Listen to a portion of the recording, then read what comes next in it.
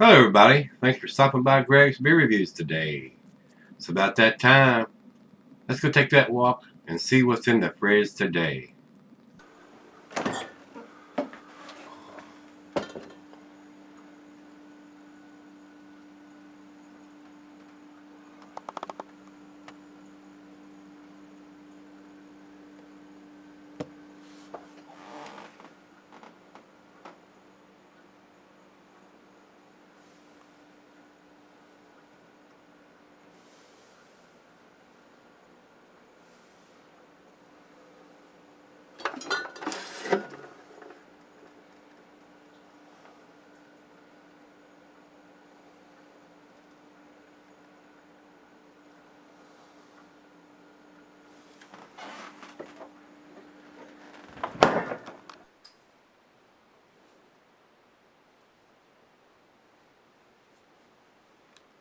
Hey everybody, thanks for stopping by Gregsbeerreviews today. Today's beer comes from Al's of Hampden. This is Pizza Boy Brewing. This is their Frontside Lipslide. And this is an American Double Imperial IPA coming in at 10%er. A little bit bigger beer. This is a big boy's beer. This is a sipper. You wouldn't want to grab this and chug it, especially when it's in this monster 32-ounce can. I think that's what size it is. Big can, biggest can I've ever seen. This is a crowler, guys. This is filled at the brewery. Very similar to a growler, but it's called a crowler. And my guest today is Rico. He come down and spent the weekend with me and brought me a large care package, which I am so grateful. This man takes care of me. He sends me a lot of awesome beers that I cannot get here, and I am forever indebted to him for all the wonderful beers that he buys and trades for and sends to this poor old humble hillbilly. I feel very blessed. I really do. So I'm so glad I got to finally meet him and spend a weekend with him. It's been a sincere pleasure. It has. So I look forward to him coming back and us doing this again. This is a Imperial, like I said, guys, at 10%. So did you have this when you were there? Yes, I did. Okay. So we're going to reserve that comments and we're going to have it out of the crowler and still he still thinks it's just as tasty as it was on draft as it is out of the crowler. So commercial description here says a golden double IPA brewed with Citra and Simcoe hops. I've used both of those hops in my brewing process, and both of those hops are freaking awesome, guys. They're outstanding hops. Probably two of my favorites as far as brewing. And I don't grow those hops. I've not been able to get the rhizomes to do those hops yet. But I do grow Cascade, Nugget, Willamette,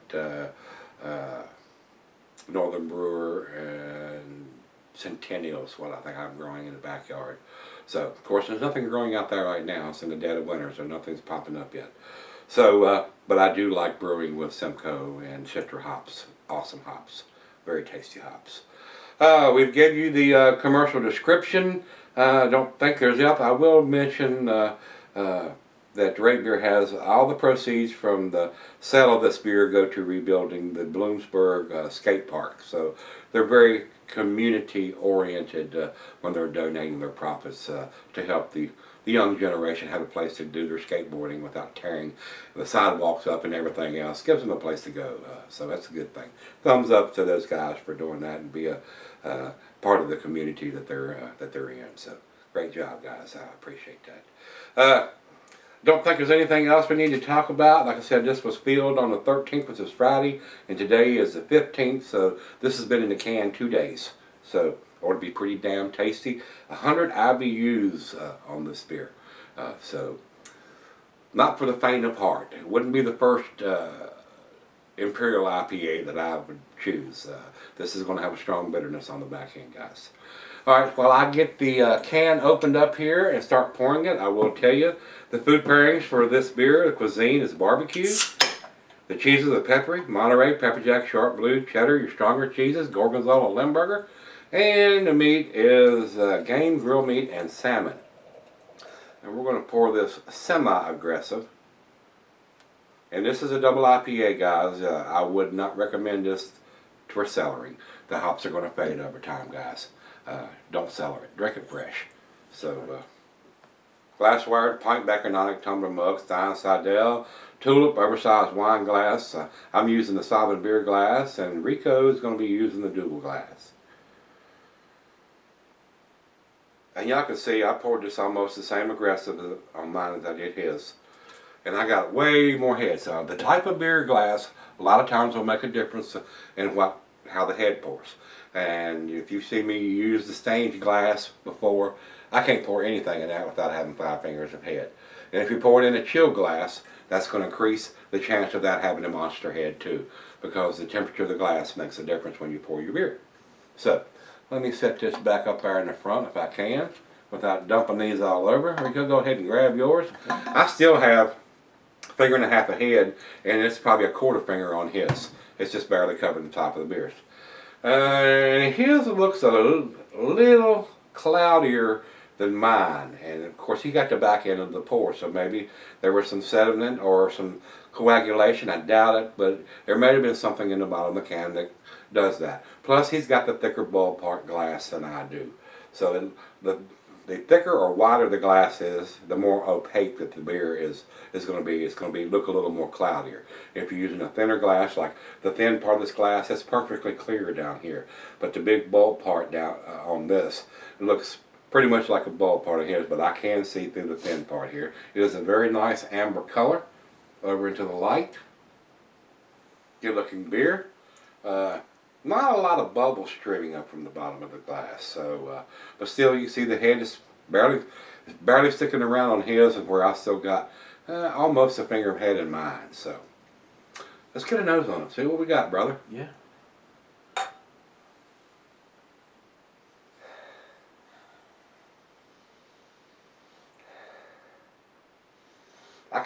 Well, I'm gonna let him go first and let him tell you what he's smelling, and we'll go with what I'm smelling, and then we'll taste it, and we'll let you hear from him what he's tasting. Then I'll tell you what I'm tasting.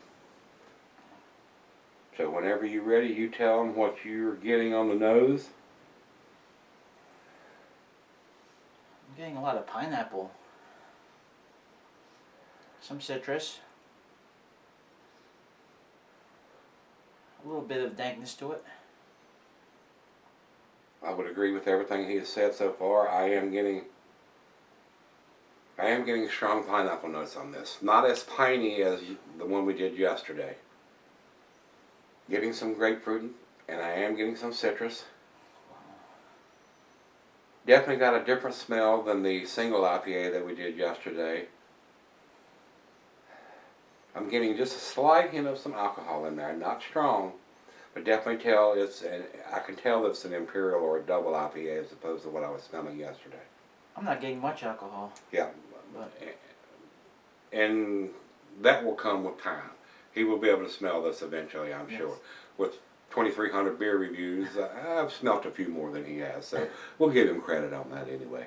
Okay. He'll get there, trust me. I will. Smells wonderful though. Got an awesome smell, but it's not quite as piney as the one we did yesterday. I'm pretty sure that they may have used some different hops in that when they're telling us they've used the Citra and Simcoe on this.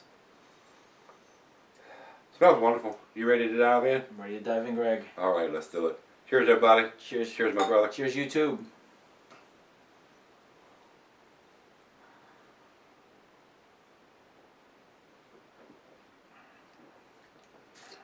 Wow. That is good. That is very tasty. And I'm getting a nice citrus in this, but it's not as upfront as the one we did yesterday. It's definitely there. I'm not getting the strong pininess that I was on yesterday's, but I am getting slight hints of that.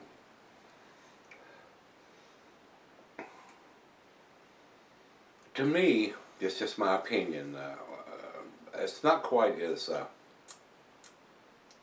aromatic as what the one we had yesterday was.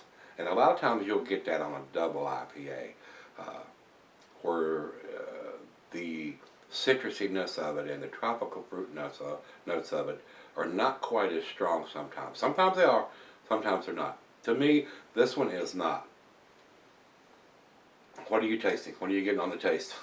It's a little bit more subdued. I'm getting a little of the alcohol on the taste than on the smell. Okay. But I'm still getting the pineapple on the taste, but it's a little bit subdued. Yep. Little pininess in the taste, but It's not boozy. It's not nowhere. I've had 8%ers that were more boozy than this 10%er. But I can definitely tell this has more booze to it at 10% than the one we did yesterday in the growler that was at 7%.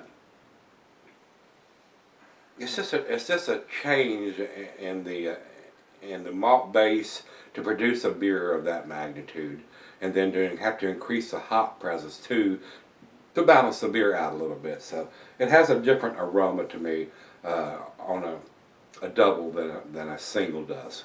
I can smell that increased malt base on this. I'm not saying it's a bad thing, but I can tell with the amount of beers that I have smelled that this is an imperial or a double IPA, and it does have a nice dankness to it. It does. It's not to the Stone and Joy by dankness or some of the others that are super dank, like cat pee, but it does have a nice dankness to it.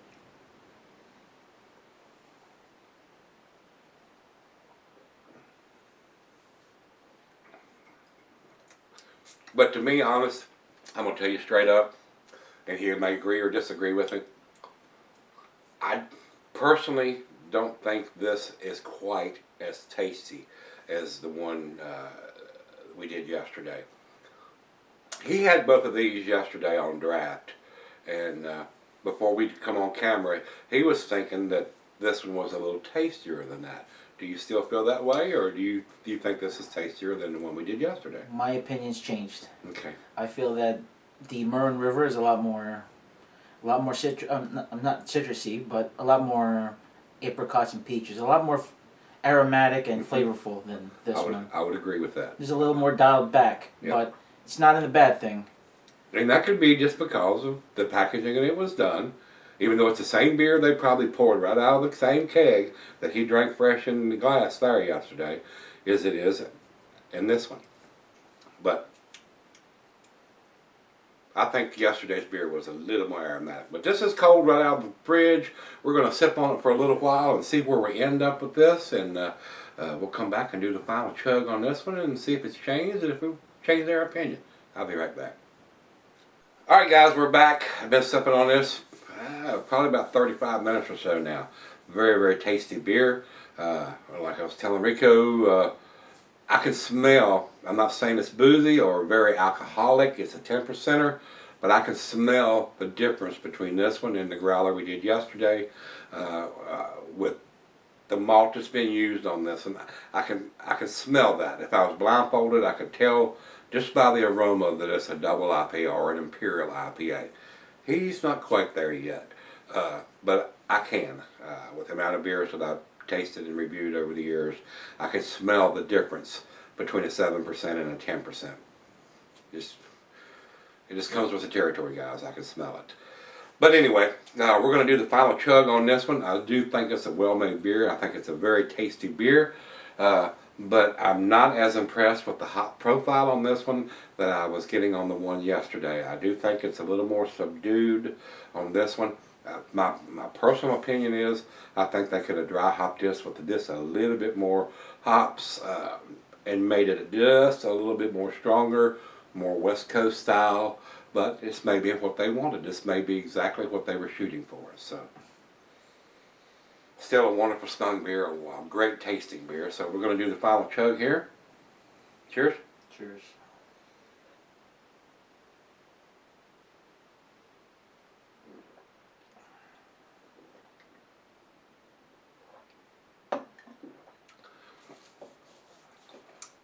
Very tasty.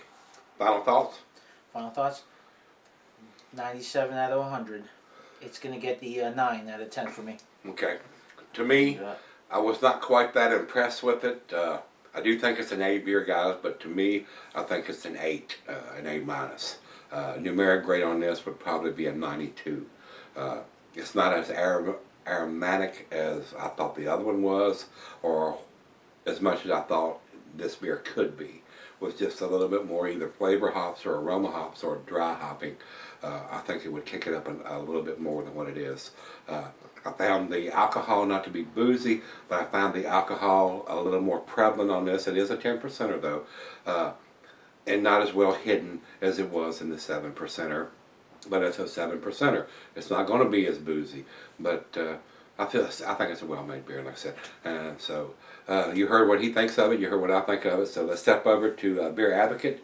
Beer Advocate has it at 89, which is not quite as good a grade. Yesterday's beer was a 90 from those guys, so pretty close. So we'll go over to Rate Beer. Rate Beer has this at 96 overall and 87 in the style. So great numbers from those guys over there. And for our final check-in, we're going to go over to Untapped, and they have it at just a tad over 4 caps at 4.05. So these guys are giving it a little bit better grade than yesterday. Yesterday's was 3.97, I think. So couple notches up above that. So these guys think it's a better beer than yesterday's. I won't argue with that, but I found yesterday's beer a little more aromatic and a little more hop forward than I found this one. But, you know, it's a 7%er as opposed to a 10%er. You're going to get a little bit more alcohol in there. I just don't think the aromatics are quite as good as they could be. But just, like I said, just it may be what they were shooting for. And a lot of people probably think this is a 10 beer. I'm not that. And if you say, oh man, you're crazy, it's a 10 beer, I won't argue with that. I did find it very tasty. And I do appreciate Rico stopping and getting a crowler of this to bring to me so I could taste it, because I've not had this from them. And I've actually not had a crowler before. These two are the first crowlers that I've had. So a very impressive can here. This is a monster can. I don't think I've ever seen a can this big before. So it was a very tasty beer. So we're going to leave it at that. If you had this one from Pizza Boy, let me know what you think of this one. This is their Frontside Lipslide. That's a tongue twister, I think. So come back tomorrow, guys. We're going to do something extra special before Rico leaves town. And you want to come back, because I think we're going to snip open one of the Utopias. But if you've had this one, let me know what you think, guys. And come on back tomorrow. We're going to finally get a taste of one of the Utopias. I'll see you then. Let's go see what's in the fridge.